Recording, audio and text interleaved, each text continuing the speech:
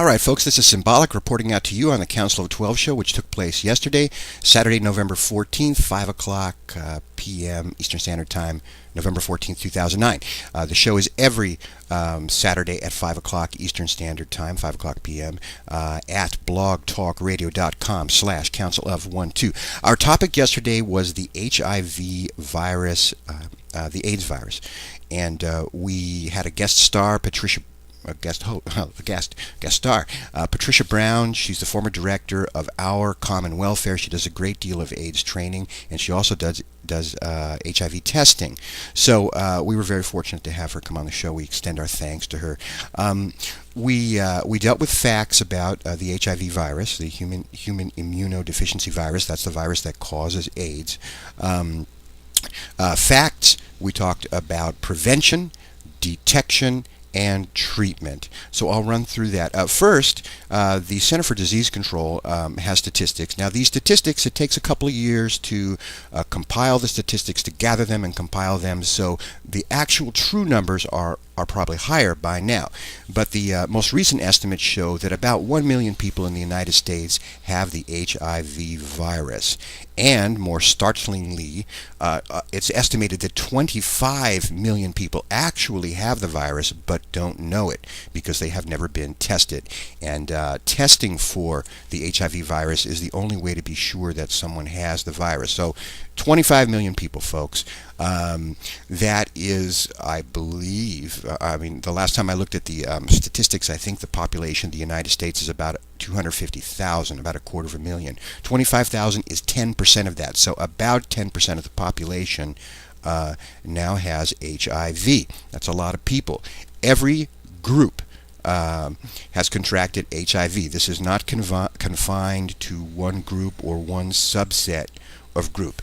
Every group in the United States has people who have contracted the HIV virus. Viruses are like that. Like the flu, which is another virus, it spreads, and it spreads everywhere, and it doesn't respect boundaries. That's a lot of people. Among the subsets of people, among the populations of people, the rate of infection, how quickly the infection is spreading, the highest rate right now is among young black African American women, young women of African American descent. It is growing fastest in that population. Young women, these are daughters, these are mothers, these are college age students. So it is moving quickly among that group. The primary source of infection is sexual partners, men. Who are engaged in sex with the female women. So there you have it. It is also increasing alarmingly in the Hispanic population and in the Asian population. So education is really important. Safe sex and prevention information is very important to get out here to people, especially to young people and to all the communities, but primarily now, since it's moving fastest in the African American female population, I think that's where we certainly need some awareness and some education. So along those lines, I should mention that December 1st is World AIDS Day, December 1st, and there's going to be a lot of testing going on, mega testing, generally free testing. February is National African American HIV Awareness Month. That's February. March is Women's HIV Awareness Month. So there should be information, events available, free testing available for people. So we encourage you to become aware, go to those events, go on the web, check it out, learn as much as you can. Now, prevention. The most effective way to prevent contracting HIV, it's a sexually transmitted disease, so the best way to avoid it is abstinence, no sex. However, as you know, many people choose to have sex and choose not to practice abstinence. So if you are going to have sexual activity, have protected sexual activity. That means using a condom, a prophylactic, a condom. Now, not every kind of condom. You want to use a latex or polyurethane condom. Do not use a lambskin condom. Lambskin condoms are too porous. The virus is very small and can easily penetrate and pass through the wall of the condom and infect infect the partner. So do not use lambskin condoms. Use polyurethane or latex condoms. There are female condoms. Condoms that women can wear. Women can have them. Women, you are not dependent upon the man to have or provide a condom.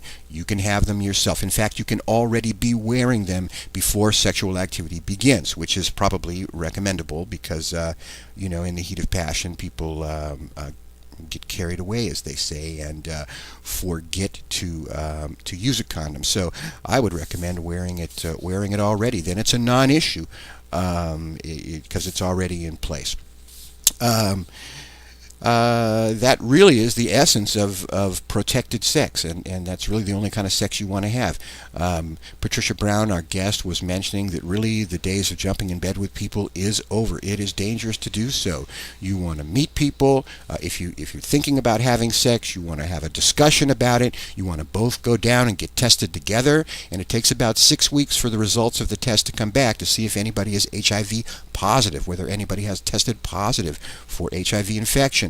That's about 6 weeks. So in a way, you kind of, Patricia says, we want to go back to the days where people wait 90 days before having sex. Wait for those results to come back so that you know what you're dealing with. Is one of you infected? And we can be infected and not even know it. If there's 25 million people in the country walking around infected who don't know it, we, if we are infected, could be inadvertently, unknowingly passing the disease on and infecting other people. And I personally don't want to have to call people on the phone and say, oh, by the way, I just found out that I'm positive. And, gosh, yeah, by the way, you should go get tested because, I just found out I'm positive and we had sex, unprotected sex. So, that's the story. So that is the two most effective ways of prevention. Abstinence, which means no sex, or sex, protected sex with condoms. And as I say, ladies, you have a choice of using a female condom and always having protection by your side, as they say. All right, that's prevention. A couple of facts about contracting it. Generally, you have to exchange body fluids. This means blood or semen. So we're mainly talking about vaginal sex or anal sex causing transmission of the disease. Those are the most high-risk forms. You can, in some situations, contract it from oral sex or even from kissing. This, however, requires that maybe there are sores in the mouth where there's a body fluid exposed, like blood.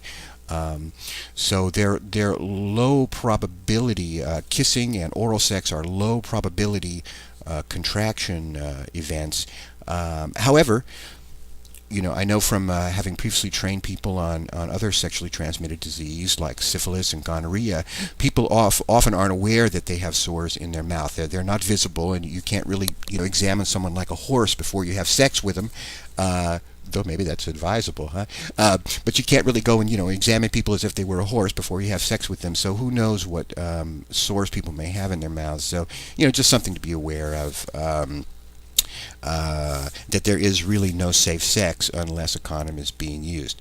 According to Pat, there are creative ways to use condoms, that enhance pleasure. Mysterious things like that, folks, that I don't know about. That sounds like kind of very fascinating. So, using a condom does not necessarily mean that pleasure is diminished or that sex is unenhanced in any way. It could be better than ever, folks. I'm going to be making a second video because I'm running out of time in about a minute, but I will continue. Detection. Testing is the only way to really detect whether or not you have contracted the virus. Sometimes you can't just wait for symptoms appear because quite often there are no symptoms. It's not like the flu where you suddenly get a fever and you feel that you've contracted something, or you become nauseous, or you get a fever and a cold and a cough and a sneezing. No, oftentimes there are no symptoms. So the fact that you are symptom-free does not mean that you have not contracted the virus. So testing is the only way to do that. There is free testing, mainly at community centers. That's the best place. They're anonymous usually. That'll protect your anonymity and your confidence. And I now have to make a second video, folks. Hang in there with me. I'll see you in video part 2.